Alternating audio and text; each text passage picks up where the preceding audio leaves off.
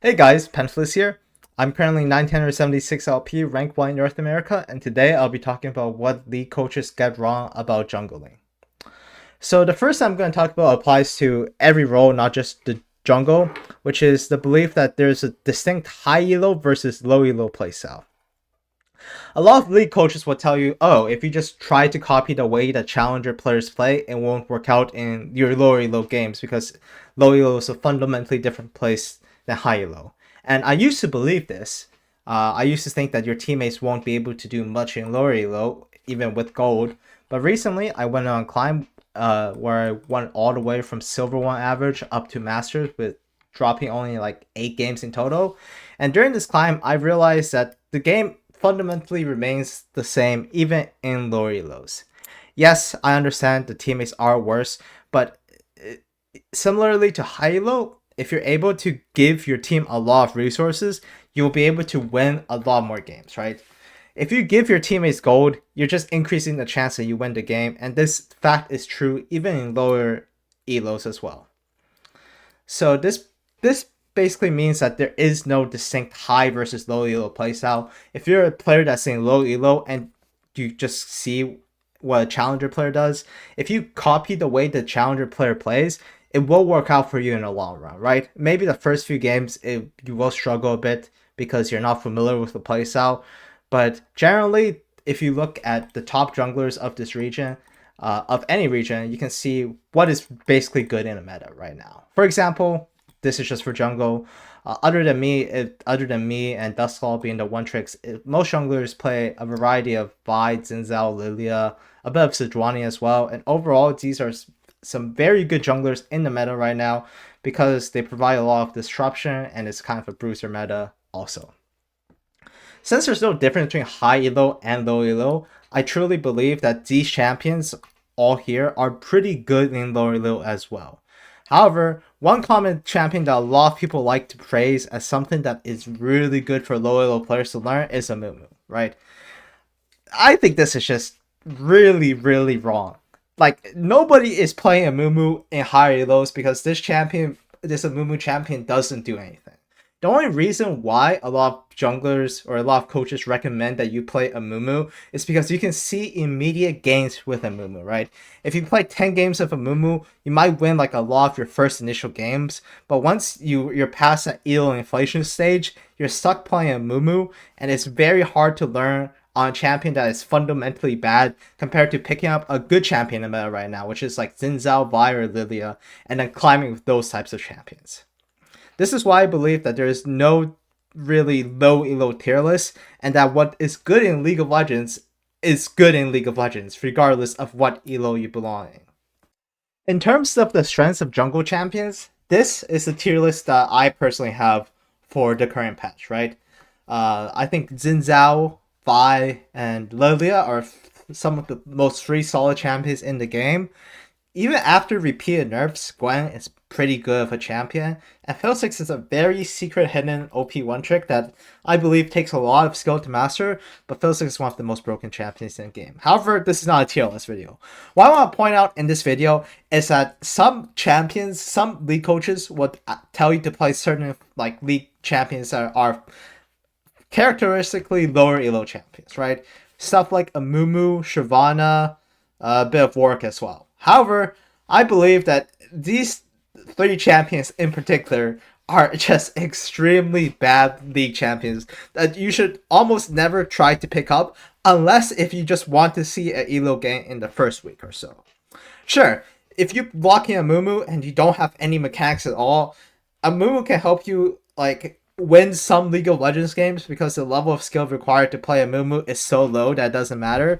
But the problem is, after you play 50 games on each one of these champions, you'll probably have a much higher win rate in your elo knowing how to play some of these champions that are actually good compared to some of the champions that are fundamentally very bad League of Legends champions, but it's kind of like a crutch for you to be good at League of Legends, right? A lot of these champions have something similar in common, right? Shyvana, Amumu, Warwick. A lot of league coaches will tell you that all you have to do is farm up, and at 20 minutes, you'll just win the game because you're stronger than the enemy team on these champions. However, this is kind of a very bad approach for this current meta, right? As I've said earlier, this current meta is not a power farming meta. Most of the top junglers played in Challenger and played in Pro are not power farmers and look to do something before they hit the first full clear, right? If you're stuck in a League of Legends game as a jungler and you're playing Shyvana, Amumu, and full clearing and praying to team fights, not only are you just not a good champion, the only way you win is by relying on the enemy team to mess something up, right? If you're blocking Shyvana and just full clearing until 20 minutes, you're just relying on the enemy jungler not knowing how to gank at all and basically killing themselves going into your team. This is a very temporary elo playstyle, as I believe after the first, like, you might get 200 LP with playing this, but after the first 200 LP, you're just up 200 LP, but you're not actually better at League of Legends. You're just better at knowing how to do nothing and winning because the enemy jungler is worse at doing nothing, right? So this is my tier list for every single elo, and I truly believe it is a horrible idea as a League of Legends player to start learning these bad low elo, quote unquote low elo champions, because learning these low elo champions will make you worse at jungle and won't be viable past Masters as well, right? Almost nobody in Challenger. I've been playing all day in Challenger. Nobody is playing Shyvana and Amumu and Warwick. And if anybody is playing those champions, they're just gonna like fall over and die, because these are fundamentally useless champions that you shouldn't basically ever pick. The next thing a lot of league coaches will tell you to do in lower elos is to just full clear your first rotation, right? You want to get all 6 camps done, and then only after you do all 6 camps can you look to do anything in the game. I do believe that some champions are very good at full clearing, right? Some champions you should probably full clear first rotations. However, it all depends on how fast your first full clear time is, right? If you're playing Ivern, it's kind of a weird case, I won't count it, but Ivern is clear. I do believe almost all Iverns do full clear, so I agree with that. Zed, Zyra, Karthus, Dr. Mundo, Phil6 all have uncharacteristically fast clears, so I understand if you're playing Z6 champions that you're looking to almost full clear every game. However, if you're playing any of these champions that has a quote-unquote full clear above 3 minutes and 10 seconds, then I believe it is just a very bad mistake you're making if in your mind the only thing that you can do pre full clear is to like continue clearing your jungle, right? I would say only in about 30% of games in Challenger Elo are both junglers just full clearing the first rotation and doing nothing before anything happens on the map, right? In a lot of my games, I do full clear sometimes. I play Nunu. Nunu's full clear is not that bad at 3 minutes and 22 seconds. It's alright, but it's not something that I aim to do every game. It's mostly something that I do when I don't see any gank opportunities available, and this applies to every other jungler as well, right?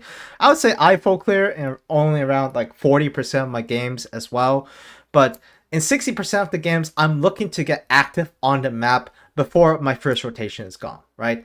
If I'm pathing towards bot side and the enemy bot lane is just humping my tower, there's no way that after I cleared like 4 camps, I'm not looking to punish the bot lane because they're making a mistake, right? It's the same thing with all of these junglers in the meta, right? Almost every single jungler has some sort of good CC. Volibear can queue up behind the enemy team and stun and carry and stun like the ADC to get a kill. Hecarim can do the same thing. Sejuani is pretty good at doing it. I guess like Master Yi and Kane aren't really good at doing this, but that's why I have them on my dope pick list. But every top tier jungler, almost every top tier jungler has a way to basically CC the enemy and lock down kill if the enemy is basically inting for the first 3 minutes and 30 seconds of the game, right?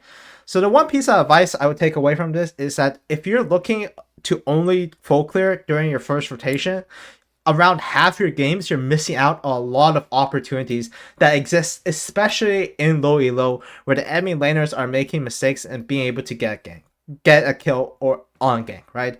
If you do 4 camps and a kill, it is worth like so much more than just clearing all 6 camps, that you should be looking to basically gank lanes before your first full clear, unless if you're playing a basically champion that can full clear before 3 minutes and 10 seconds in the game.